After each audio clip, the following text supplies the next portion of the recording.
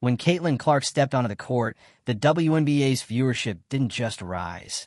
It exploded. Over 340,000 viewers per game. A 380% spike in social media engagement. These aren't just statistics. They're signals of a sport evolving in real time. Clark's magnetism has become impossible to ignore, drawing new fans, igniting local economies, and lifting an entire league into mainstream relevance. If you're here for the real story and not the filtered version, subscribe.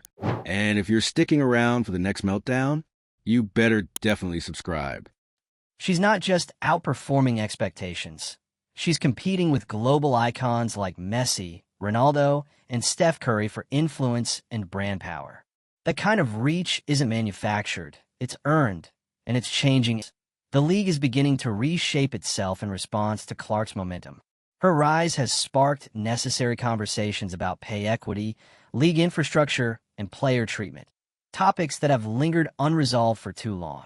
Veteran players, management, and fans are now faced with a turning point. Evolve or be left behind. What's happening isn't just about one athlete. It's about an entire sport recalibrating its value, its strategy, and its future around a singular force. Stephanie White just confirmed it. Michael Jordan is the new owner of the Indiana Fever. And honestly, at this point, how could he not be? The team is no longer just a WNBA franchise. It's the epicenter of a cultural, economic, and athletic shift, all powered by one name: Caitlin Clark. Folder not found. Create new folder. Michael Jordan speaking. Jordan knows business. He knows sports legacies.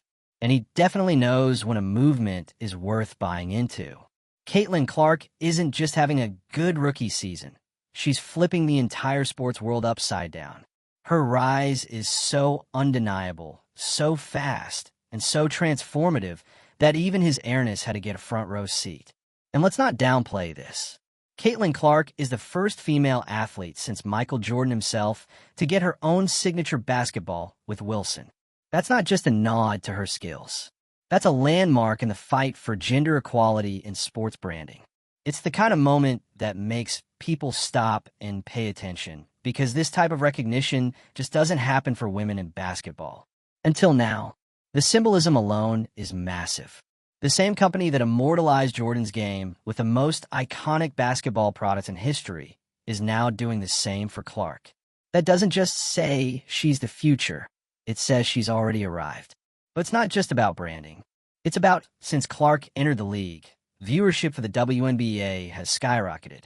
Tripled. Not bumped, not slightly increased, tripled. Over 340,000 viewers per game are now tuning in. Social media engagement is up 380%. Think about how hard leagues work just to boost those numbers by 10%. Clark walks in, plays her game, and suddenly the entire digital landscape explodes. Her reach is global. Her name is now in conversations with the likes of Messi, Ronaldo, and Steph Curry, not just for game highlights, but for marketability. Clark is being ranked above some of the most established, bankable names in sports history. That's not hype. That's what the analytics are showing. Her presence is not just popular, it's profitable. And speaking of profits, the numbers in Indianapolis alone are wild. Her arrival in the city generated a $36 million economic impact. Local businesses, hotels, ticket sales, merch, restaurants, all booming because one rookie signed with the Fever. That's not just buzz, that's real financial growth. She also landed a $28 million deal with Nike. That figure would have been unthinkable for a female basketball player just 5 years ago. Now, it's reality. And again, it's not just about the cash. It's about what that kind of deal signals to the rest of the sports world. Women athletes can command big endorsements. Women athletes are worth investing in. She's forcing a reckoning across the board. What used to be a niche conversation about women's sports is now front-page news. And the WNBA? They're finally being dragged into that spotlight, whether they were ready for it or not. The league is now facing one of the most critical moments in its history. Clark's success has exposed just how underdeveloped the WNBA's infrastructure really is. Charter flights, salary caps, league marketing, expansion. Suddenly, All of those conversations have gone from maybe someday to right now. The league is under pressure to modernize, scale, and adapt before the moment slips away. Because here's the thing. Caitlin Clark can't carry the entire WNBA on her back forever. She may be the spark, but it's up to the league to keep the fire going.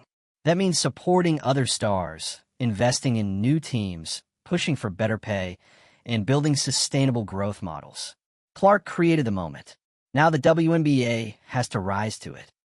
And not everyone inside the league is thrilled about the attention she's getting. There's real tension among veteran players.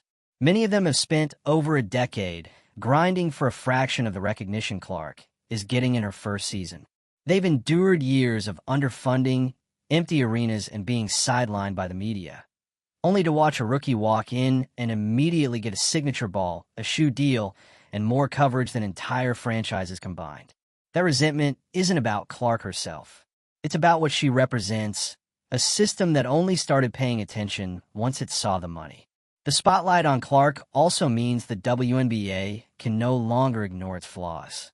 Pay inequity is now a daily talking point. Flight conditions are being called out. Collective bargaining issues are being reopened.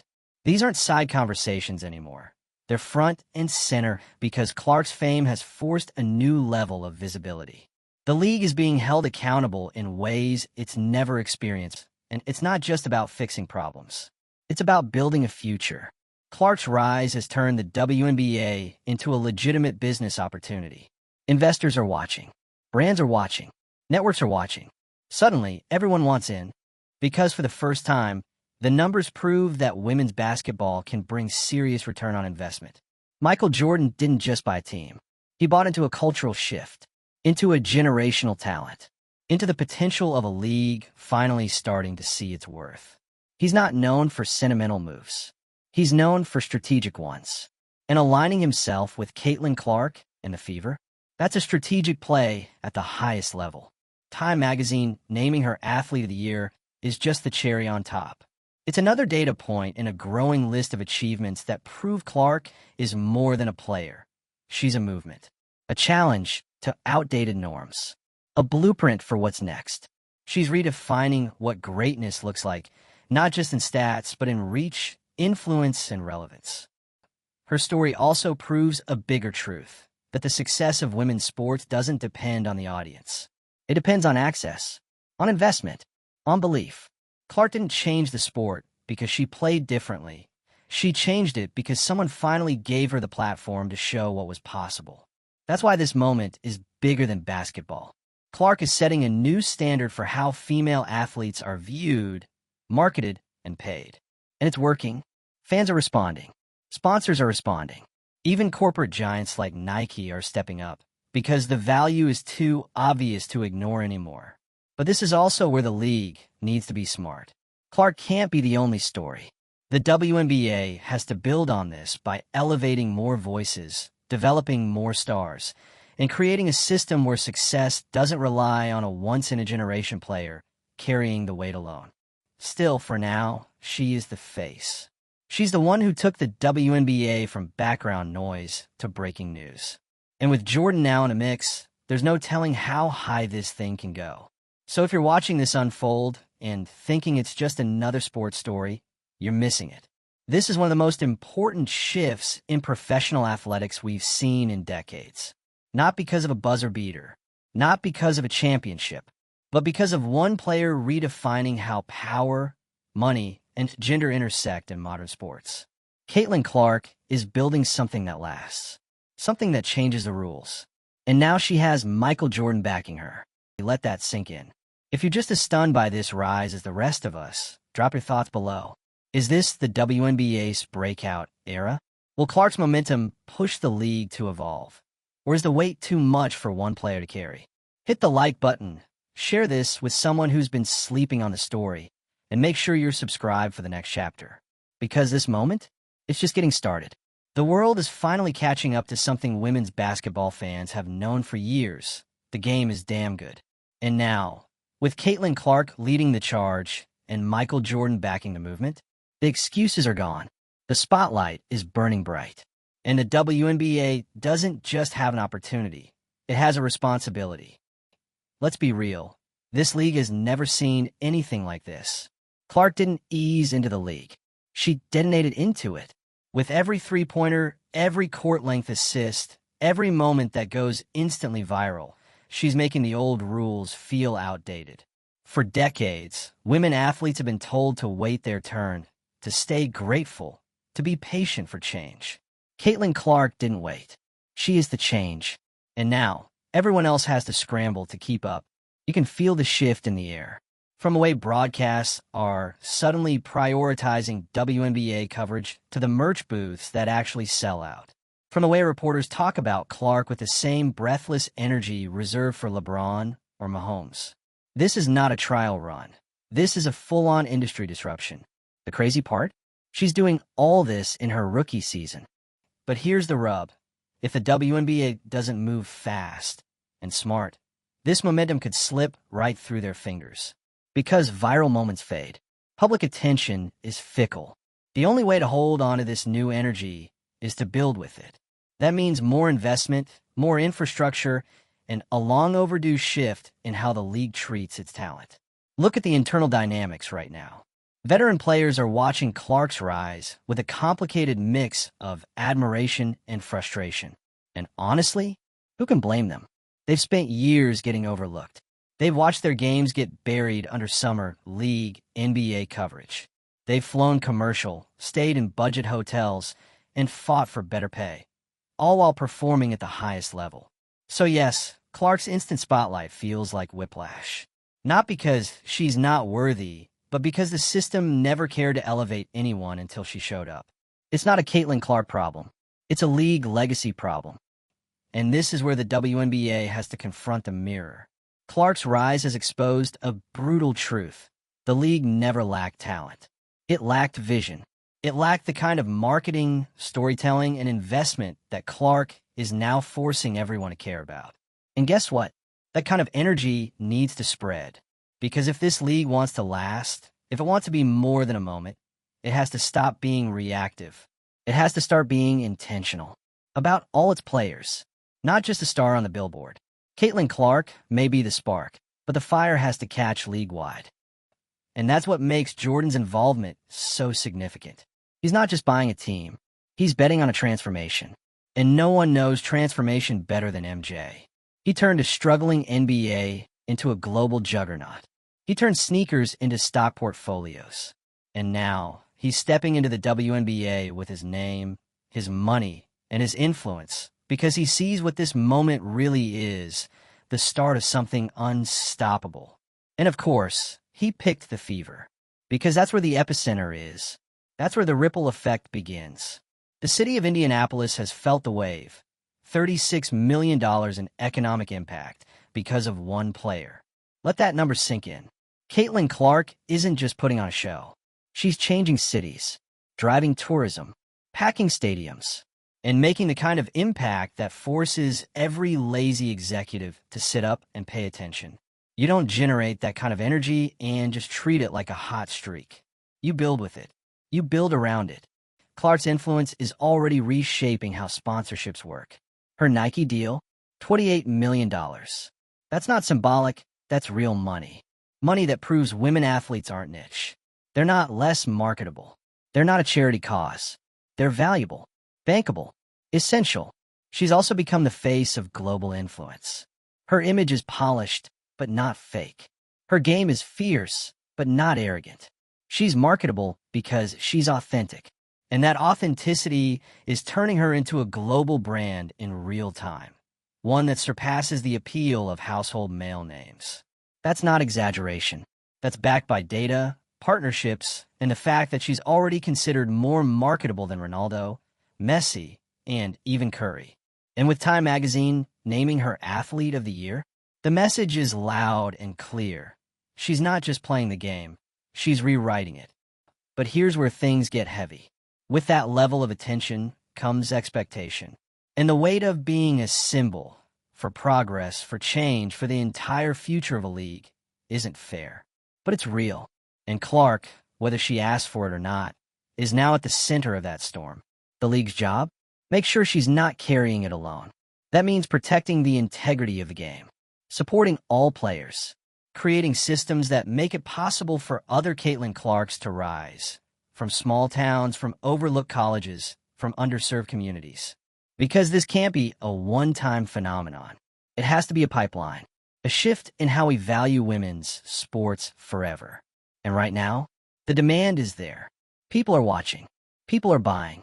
People are showing up, not out of curiosity, but because the product is finally getting the attention it's always deserved.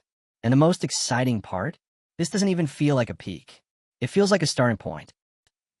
A few years ago, women's sports were fighting for scraps of visibility. Today, they're commanding the conversation. And Caitlin Clark didn't just join that movement. She's propelling it into its next era. Her story is the proof every young girl needed. Proof that you can be excellent and be seen. That your work can be respected, amplified, and rewarded. And that one player can change an entire industry, if the industry is willing to let her. And now, with Jordan's name officially on the ownership line, that changes the tone across the board. It brings credibility, resources, and pressure. Because now, the expectations are higher. The stakes are real. The excuses are done. The WNBA has a chance to become a global powerhouse. Not someday, now, but only if they invest like they believe in it. Only if they treat their players like professionals, not side acts. Only if they understand that Clark didn't magically create this momentum. She revealed what was already there and forced everyone else to catch up. So here we are, at the beginning of a new chapter, not just for Caitlin Clark, not just for the Indiana Fever, but for every athlete who's ever had to fight for a sliver of attention in a system that constantly said, wait your turn. The turn has arrived. Because let's be honest, if this moment doesn't scream turning point, what does? The Indiana Fever went from a team barely on a national radar to the center of the sports world. Not because of a miracle playoff run, not because of a legacy coach, but because of one rookie whose presence has been so electrifying, so commercially undeniable, that it made Michael Jordan pick up the phone and sign a check. That's not symbolic. That's not performative. That's business. That's power recognizing. And what's wild is Caitlin Clark hasn't even scratched the surface of her potential yet. This is all happening at the start of her pro career. She hasn't logged a full season, she hasn't hit her prime, and yet she's already moving viewership, moving product, moving culture. This is what disruption looks like. You don't need decades to prove you belong when the numbers and the people are already telling the story. And those numbers are doing a lot of talking. 340,000 average viewers per game. A 380% spike in social media engagement. That's not normal rookie impact. That's franchise-changing, league-changing impact. And the ripple effect isn't staying confined to Indiana. Other teams are seeing attendance spikes. Road games featuring Clark are turning into sellouts. Cities are circling her on the calendar. She's not just the story, she's the draw. But here's where the conversation gets real. How long can the league ride this wave without doing the hard work? Because Caitlin Clark didn't sign up to fix a decades-old system. She's not the commissioner. She's not the collective bargaining agreement. And she's definitely not a one-woman solution to all the WNBA's historical neglect. Yet here we are, watching the league respond to her fame in real time, with patchwork fixes, sudden promotional boosts, and scrambled marketing plans. Flights are being reevaluated. Media deals are being revisited. Salary talks are heating up again. Not because they should have been, but because now they have to be. Clark didn't ask for that responsibility, but her excellence has forced it anyway. That's the paradox of progress in women's sports. One person breaks through, and suddenly they're expected to carry everything. And while she's doing it with grace, with poise, and with record-breaking numbers, the league can't just sit back and let her momentum carry the weight. This isn't a viral moment. It's a cultural mandate.